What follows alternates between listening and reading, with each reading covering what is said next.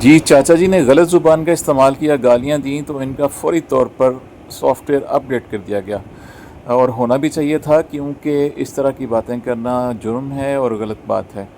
تو میری درخواست ہے ارباب اختیار سے کہ جس طرح سے چاچا جی کا سافٹ ویئر اپڈیٹ کیا، اس شخص کا بھی سافٹ ویئر اپڈیٹ کیا جائے جو بانی پاکستان اور محترمہ فاطمہ جناح کو گندی گالیاں دیتا ہے۔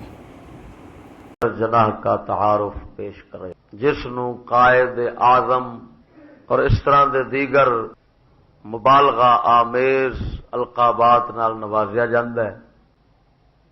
اس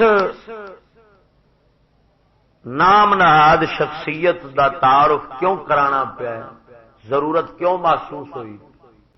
اس شخص نو مسٹر جناح نو ایس انگریزی تہذیب اور ماحول دے اندر خدا رسول تو وڈا سمجھا جاندہ ہے۔